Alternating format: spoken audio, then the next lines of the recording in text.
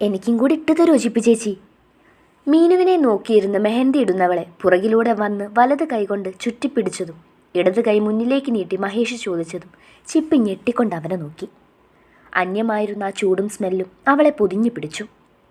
ചിപ്പിക്ക് കണ്ണു നിറഞ്ഞ് കാഴ്ച മങ്ങി. യാഥാർത്ഥ്യത്തിലേക്ക് വരാനാകാതെ അവൾ മിഴി ചിമ്മ പോലും ചെയ്യാതെ അവളുടെ മഹേഷേട്ടനെ നോക്കിയിരുന്നു. അവളിലേക്ക് ആഴ്ന്നിറങ്ങി അവളുടെ മഹേഷേട്ടനും. ചിപ്പിക്ക് എത്ര കണ്ടിട്ടും മതി വരുന്നില്ല. കണ്ണ് പിൻവലിക്കാൻ ഒട്ടും തോന്നുന്നുമില്ല. മഹേഷിൻ്റെ അവസ്ഥയും മറിച്ചൊന്നുമായിരുന്നില്ല.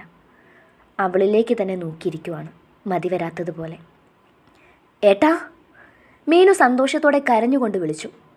അവളും ആകെ ഞെട്ടിരിക്കുവാണ്. എന്താ ഇപ്പം നടക്കുന്നതെന്ന് ആർക്കും മനസ്സിലാകുന്നില്ല. ഇങ്ങനെയൊന്നും തീരെ പ്രതീക്ഷിച്ചിട്ടില്ല. അത് തന്നെ കാരണം. അവളുടെ വിളി കേട്ടപ്പോഴാണ് മഹേഷ് ചിന്മയിൽ നിന്നുള്ള നോട്ടം പിൻവലിച്ചത്. മീനുവിൻ്റെ അടുത്തേക്കിരുന്ന് അവളെ ചേർത്ത് പിടിച്ചു. എങ്കിലും ഏട്ടനൊരു വാക്കുപോലും പറഞ്ഞില്ലല്ലോ. മീനു അവളുടെ ഏട്ടനോട് കൊഞ്ചി. അതിനും മഹേഷ് ഒന്ന് ചിരിച്ചതേ ഉള്ളൂ. അപ്പോഴും അവൻ്റെ നോട്ടം അടുത്തിരിക്കുന്നവളിലാണ്. പെണ്ണാണേൽ ഇപ്പോഴൊന്ന് നിവർന്നു നോക്കുന്നത് പോലുമില്ല. തല താഴ്ത്തി ഒരേ ഇരിപ്പ. അവൻ അവളെ ഒന്ന് കെട്ടിപ്പിടിക്കാൻ തോന്നി, എടുത്തുയർത്താൻ തോന്നി, മതിവരുവോളം ചുംബിക്കാൻ തോന്നി. ഒക്കെ അടക്കിപ്പിടിച്ച് നിൽക്കുവാണ് ഒരുപക്ഷെ അവളും. മോനെ! മഹേഷ് വന്നതറിഞ്ഞ് ആയമ്മ എവിടെ നിന്നോ പാഞ്ഞെത്തി. വീൽ ചെയറിലിരുത്തി അച്ഛനെയും അടുത്തേക്ക് കൊണ്ടുവന്നു. മകനെ കണ്ട സന്തോഷത്തിൽ അവരോടിപ്പോയി അവനെ കെട്ടിപ്പിടിച്ചു കരഞ്ഞു. മഹേഷിൻ്റെ മുഖത്തും മുടിയിലുമൊക്കെ അവർ തൊട്ട് തലോടി. മോനെ, നീ എപ്പോഴാ വന്നേ? ഒരു വാക്ക് പോലും പറഞ്ഞില്ലല്ലോ കുഞ്ഞെ. അവൻ്റെ ഇരു ചുമരിലും കൈ ചേർത്തുകൊണ്ട് ചോദിച്ചു. അവനും അമ്മയെയും അച്ഛനെയും ചേർത്ത് പിടിച്ചു. പറഞ്ഞാൽ അത് സർപ്രൈസ് ആവില്ലല്ലോ അമ്മേ. മഹേഷ് ഒരു കണ്ണിറുക്കി തിരികെ ചോദിച്ചു. പിന്നെ അവൻ്റെ ഒരു സർപ്രൈസ്. ആയമ്മ ചെറി കൂട്ടി. നിങ്ങൾക്കറിയില്ലായിരുന്നോ മനുഷ്യ? എന്നിട്ട് ഏട്ടൻ്റെ കൂടെ കൂടി നിങ്ങളും പറ്റിച്ചോ? മായ സന്ദീപിൻ്റെ കയ്യിലൊന്ന് പിച്ചി പറിച്ചു. അളിയൻ അതിനെന്നോട് പോലും ഇന്നലെയാ പറഞ്ഞത്. അത് എയർപോർട്ടിൽ ചെല്ലേണ്ടതുകൊണ്ട് മാത്രം. അല്ലെങ്കിൽ ഈ നേരം നിങ്ങളെപ്പോലെ ഞാനും വാപൊളിച്ച് തിന്നേനെ. സന്ദീപും കൈമലർത്തി. എല്ലാവരും ആകെ സന്തോഷത്തിലാണ്. ഇപ്പം ഇരട്ടിയായി. അതും മഹേഷ് വന്നത് പിന്നെ. എന്നാൽ ഒത്തിരി ആഗ്രഹിച്ച ആളു മാത്രം ഈ നിമിഷം വരെ ഒന്നും മിണ്ടിയിട്ടില്ല. വെറുതെ കണ്ണു നിറച്ചൊരിരിപ്പാ. ഏട്ടത്തി എന്താ ഏട്ടനെ കണ്ടിട്ടൊന്നും മിണ്ടാത്തത്? മീനു കളിയാക്കി ചോദിച്ചത് കേട്ടാണ് ചിപ്പി വേണോ വേണ്ടയോ എന്നറിയാതെ ഒന്ന് തല ഉയർത്തി പാടുപെട്ട് ചിരിക്കാൻ ശ്രമിച്ചത്. നിന്റെ ഏട്ടത്തിക്ക് ഇപ്പം എന്നെ വേണ്ട. ഞാൻ പോയപ്പോൾ ഉണ്ടായിരുന്ന ആളല്ല ഇത്. മഹേഷ് നാടകീയമായി പാവം പോലെ പറഞ്ഞതും ചിപ്പിയുടെ നോട്ടം അവനിൽ നിന്ന് ഞൊടിയിടയിൽ അവളിലേക്കെത്തി. ചിപ്പിയുടെ രൂക്ഷമായുള്ള നോട്ടത്തിൽ മഹേഷ് പതറിപ്പോയി. അവനൊന്ന് ദേഷ്യത്തോടെ നോക്കിക്കൊണ്ട് ചിപ്പി അവിടെ നിന്നും വേഗത്തിൽ നടന്നുപോയി. അവളുടെ പോക്ക് കണ്ട് എല്ലാവരും ഒന്ന് പകച്ചു. പാവം ഏട്ടാ അത്. മായും മീനുവും ചിപ്പിയുടെ പോക്ക് കണ്ട് ഒരുപോലെ പറഞ്ഞു. പറയാതെ വന്നതിൻ്റെ ഒരു കുഞ്ഞു പണക്കാ. അതെനിക്ക് മാറ്റാവുന്നതേ ഉള്ളൂ. ഞാനിപ്പോൾ വരാമേ. ചെല്ല് ചെല്ല്. സന്ദീപ് ഒരു പ്രത്യേക താളത്തിൽ തലയാട്ടി പറഞ്ഞതും എല്ലാവരെയും നോക്കിയൊന്ന് കണ്ണു ചിമ്മിക്കൊണ്ടവൻ അവൾക്ക് പിറകെ ഓടി. മഹേഷ് ചെല്ലുമ്പം ചിന്മയ കായൽക്കരയിൽ ഇട്ടിരിക്കുന്ന കൽബെഞ്ചിലിരുന്ന് ഓളങ്ങൾ വെട്ടുന്നത് നോക്കുവാണ്. ഇടയ്ക്ക് കണ്ണും തുടയ്ക്കുന്നുണ്ട്. കരയുന്നതാണെന്ന് വ്യക്തം. പക്ഷെ അത് സന്തോഷത്തിൻ്റെതാണ് എന്ന് മറ്റാർക്കും മനസ്സിലായില്ലെങ്കിലും അവളുടെ മഹേഷേട്ടനറിയാം. പിണക്കാണോ കൊച്ചേ? ചോദിക്കുന്നതിനോടൊപ്പം അവൻ അവളുടെ അടുത്തേക്കിരുന്ന് തോളിൽ കൈയിട്ട് അടുപ്പിച്ചിരുത്തിയിരുന്നു. ചിപ്പി അവനിൽ നിന്നും അകന്നു മാറാനൊരു ശ്രമം നടത്തിയെങ്കിലും മഹേഷ് വിട്ടില്ല. മുറുകെ പിടിച്ചു വെച്ചു. മഹേഷേട്ടൻ വിട്ട എൻ്റെ അടുത്ത് വരണ്ട. ചിപ്പി അവൻ്റെ മുഖത്ത് നോക്കാതെ കൈ വിടുവിപ്പിച്ചുകൊണ്ട് പറഞ്ഞു. പിന്നെ ആരുടെ അടുത്ത് പോകണം? അവൻ്റെ ചുണ്ടിൽ ഇപ്പോഴും അതേ ചിരിയാണ്. ആരുടെ അടുത്തെങ്കിലും പോ, എനിക്ക് കാണണ്ട. ശരിക്കും കാണണ്ട. വേണ്ട എങ്കിൽ ഞാൻ പോട്ടെ. എവിടെ വേണേലും പോക്കും. ഓ എങ്കിലായിക്കോട്ടെ. നിനക്കെന്നെ കാണണമെങ്കിൽ പിന്നെ ഞാനെന്തിനടുത്തിരിക്കണം? കണ്ട അറബികളുടെ കാലും കൈയും പിടിച്ച് ലീവ് വാങ്ങി വന്ന് എന്നെ പറഞ്ഞാൽ മതിയല്ലോ. മഹേഷ് ആരോടെന്നില്ലാതെ പറഞ്ഞുകൊണ്ട് അവളിൽ നിന്നും കൈ അയച്ച് എഴുന്നേറ്റതും ചിപ്പി ഒറ്റ വലിക്ക് അവനെ അടുത്തേക്ക് തന്നെ പിടിച്ചിരുത്തി കൈവീശി ഇടത് കവിളിലേക്ക് ഇത്തിരി പോന്നൊരടി വെച്ചു കൊടുത്തു. നിങ്ങൾ അങ്ങനെ എന്നെ വിട്ടിട്ട് പോവോ? അവനിലേക്ക് ആർത്തണച്ച് വീണുകൊണ്ട് മുറുകെ മുറുകെ കെട്ടിപ്പിടിച്ച് അവൾ ചോദിച്ചു. മഹേഷിന് കരച്ചിലും ചിരിയും ഒരുപോലെ വന്നു. ആദ്യം കിട്ടിയ അടിയിലൊന്ന് പകച്ചു പോയെങ്കിലും പിന്നീട് അതിൽ നിന്നും തിരിച്ചു വന്നു. ചിന്മയ മഹേഷിനെ മുറുകെ പിടിച്ചു വെച്ചിരിക്കുകയാണ്, എവിടേക്കും വിടില്ല എന്ന പോലെ. തോളിൽ മുഖം അമർത്തി വെച്ച് അതിനോടൊപ്പം അവളും കരയുന്നുണ്ട്. അവൻ്റെ കണ്ണുകളും കലങ്ങിപ്പോയി. ചിന്മയുടെ ഏങ്ങൽ ചീലുകൾ ഉയർന്നപ്പോൾ മഹേഷ് അവളുടെ പുറത്ത് പതിയെ തട്ടിക്കൊടുത്തു. മാറ്റി കൊച്ചേ, നിന്റെ കരച്ചിൽ കാണാനാണോ ഞാൻ അവിടുന്ന് ഓടിപ്പടച്ച് വന്നത്? അവൻ അവളെ ദേഹത്തു നിന്നും അടർത്തി മാറ്റിക്കൊണ്ടായി ചോദിച്ചു. സന്തോഷം കൊണ്ടാ. ഞാൻ പ്രതീക്ഷിച്ചില്ല നിങ്ങൾ വരുമെന്ന്. ഒരു വാക്ക് പോലും പറഞ്ഞില്ലല്ലോ എന്നോട്. ഞാൻ എത്ര ദിവസം കൊണ്ട് ചോദിച്ചു. ചിപ്പി അവൻ്റെ കയ്യിൽ നിന്നും പിടി അയച്ചില്ല. കൊച്ചു കുഞ്ഞുങ്ങളെപ്പോലെ കൊഞ്ച് ചോദിക്കുവാണ്. മഹേഷിന് വാത്സല്യം തോന്നി, പ്രണയം തോന്നി, അലിവ് തോന്നി. അങ്ങനെ ഒത്തിരി ഭാവങ്ങൾ. എനിക്കും ഉറപ്പില്ലായിരുന്നു കുഞ്ഞെ. കുറേ ട്രൈ ചെയ്ത് ഒപ്പിച്ചെടുത്തതാ. എങ്കിലും അധികം ദിവസമൊന്നുമില്ല. പിന്നെ ലീവ് കിട്ടിയപ്പോൾ പറയണമെന്ന് തോന്നി. പിന്നെ വിചാരിച്ചു സർപ്രൈസ് ആയിക്കോട്ടെ എന്ന്. നിൻ്റെ ഈ ഞെട്ടലൊന്ന് കാണാൻ വേണ്ടി. ഞാൻ കുറേ എക്സ്പെക്റ്റ് ചെയ്തു. എന്ത് എക്സ്പെക്റ്റ് ചെയ്തു? ഞാൻ കരുതി എന്നെ കാണുമ്പോൾ മഹേഷ് ഏട്ടാ എന്നും പറഞ്ഞ് ഓടി വന്ന് എന്നെ കെട്ടിപ്പിടിച്ച് കുറേ ഉമ്മ തരുമെന്നൊക്കെ. പക്ഷേ നടന്നതോ മുഖം വീർപ്പിച്ച് കരഞ്ഞിരിക്കുന്നു. ചിപ്പിയുടെ ചുണ്ടിൽ ഇത്രയും നേരം ഇല്ലാതിരുന്നൊരു ചിരി. എന്തടി പൊട്ടിച്ചിരിക്കുന്നത്? അവൻ അവളുടെ മൂക്കിൽ പിച്ചി വലിച്ചു. ചിപ്പി ഒന്നുമില്ല എന്ന പോലെ ചുമൽ കൂച്ചി. ശേഷം അവൻ്റെ മുഖം ഇരു കൈകളിലും കോരിയെടുത്തുകൊണ്ട് മുന്നിലേക്ക് ചാഞ്ഞ് നെറ്റിയിലേക്ക് അമർത്തി ചുംബിച്ചു. ഏകദേശം 5 നിമിഷത്തോളമെങ്കിലും ആ ചുണ്ടുകൾ അവിടെ നിലയുറപ്പിച്ചിരുന്നു, വേർപെടുത്താൻ വയ്യാത്തതുപോലെ. മഹേഷും അത് സ്വീകരിച്ച് കണ്ണടച്ചിരിക്കുവാണ്. ചിപ്പി തന്നെ വിട്ടുമാറിക്കൊണ്ട് അവനെ നോക്കി. ആ നിമിഷമാണ് അവൻ കണ്ണുകൾ തുറന്നതും. ഇത് മാത്രമേ ഉള്ളൂ? അവനൊന്ന് ചുണ്ടു ചുളുക്കി. ആ, ഇപ്പം ഇത് മാത്രമേ ഉള്ളൂ. ചിപ്പി ഇരുപുരുകവും ഒന്ന് ഉയർത്തിക്കൊണ്ട് പതിയെ പറഞ്ഞു. ആയിക്കോട്ടെ, ബാക്കി നമുക്ക് രാത്രി നോക്കാട്ടോ. എത്ര നാളായി? എന്ത്? അല്ല, ഒക്കെ ഒന്ന് കണ്ടിട്ടേ.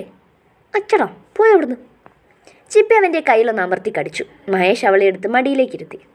പിന്നെ പറയ്, സന്തോഷമായോ? ഒത്തിരി. പക്ഷെ ഉടനെ പോവോ? അതുവരെ തിളങ്ങി നിന്ന മുഖം പെട്ടെന്ന് മങ്ങി. അറിഞ്ഞിട്ടിനി മുഖം വീർപ്പിച്ചുള്ള സന്തോഷം കളയാനല്ലേ ഇപ്പം പറയുന്നില്ല. എന്തായാലും ഒത്തിരി ദിവസം നിൻ്റെ കൂടെ തന്നെ ഉണ്ട്.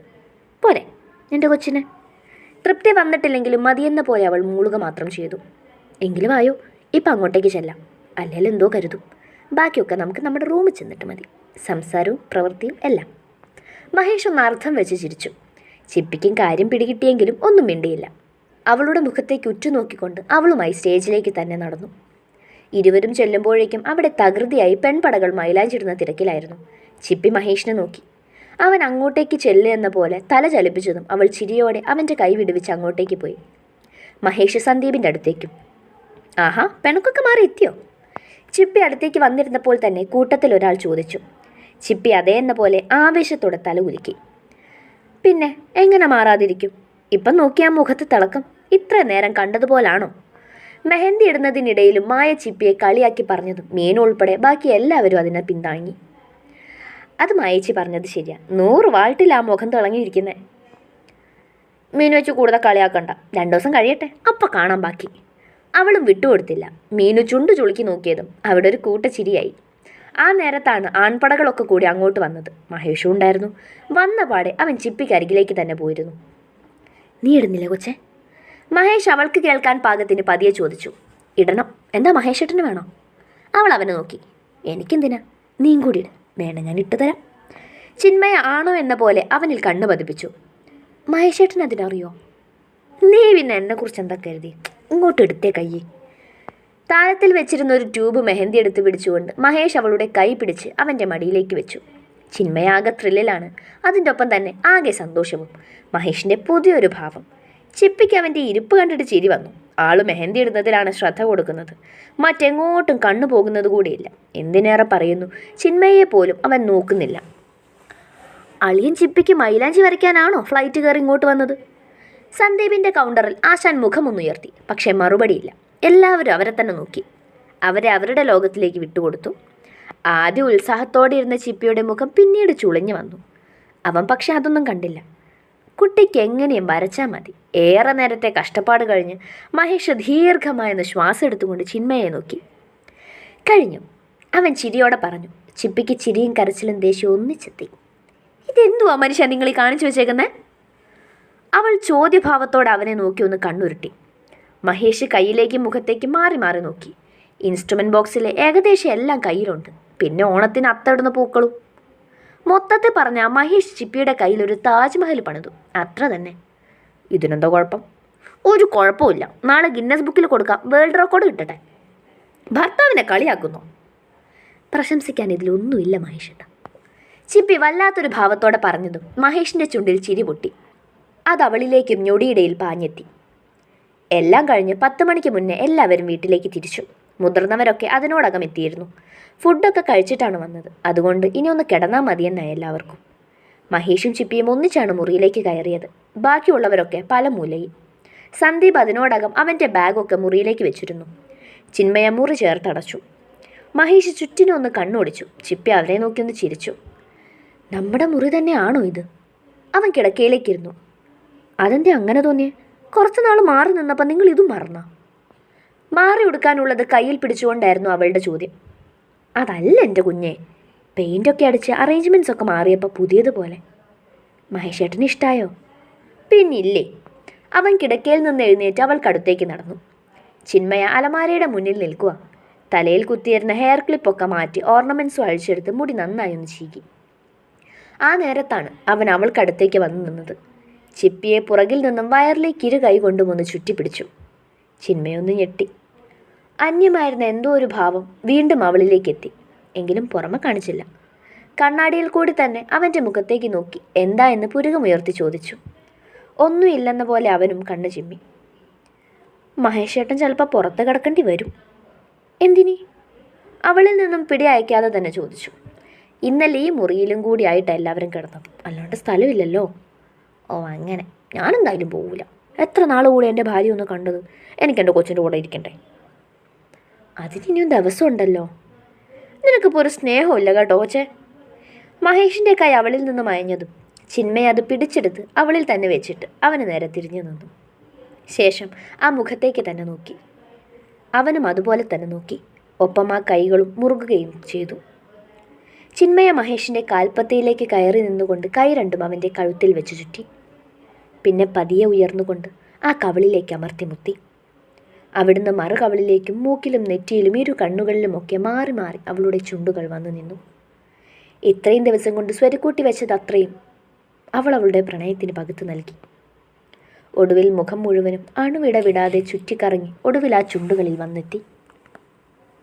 ചിന്മയ മിഴികൾ പൂട്ടിക്കൊണ്ട് അവനിലേക്ക് അടുത്തതും ഇരു ചുണ്ടുകളും കാന്തം പോലെ ആകർഷിച്ചു. ചിപ്പി മഹേഷിൻ്റെ ചുണ്ടുകളിൽ അമർത്തി ചുംബിച്ചു.